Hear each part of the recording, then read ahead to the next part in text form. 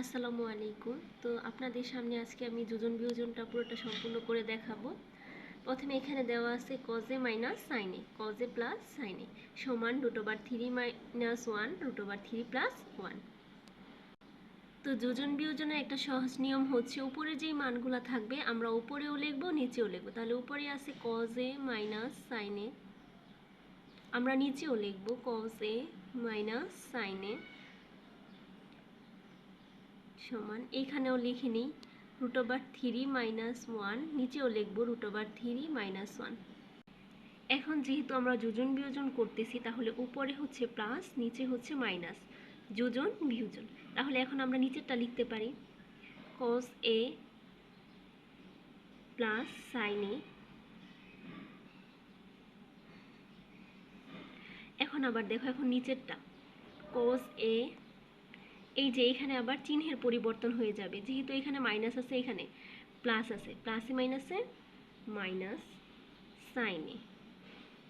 Same এই কাজটা আবার এইখানে করব, নিচেরটা আমরা লিখব উপরে হচ্ছে যোজন, তাহলে √3 প্লাস 1, নিচে হচ্ছে মাইনাস √3 প্লাসে মাইনাসে মাইনাস 1।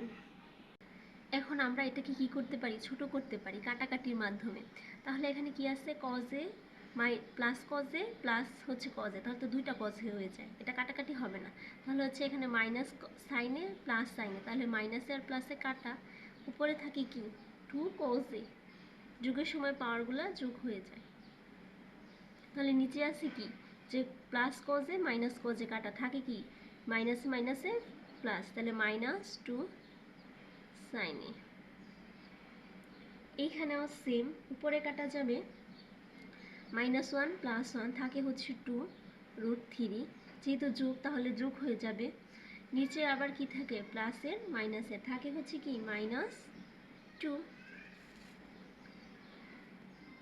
এখন আমরা উপরে 2 কেটে দিতে পারি, নিচে থাকবে minus sin a cos a সমান উপরে 2 কেটে দিতে পারি, উপরে নিচে কাটাকাটি করতে পারি, নিচে আমরা লিখতে পারি √3।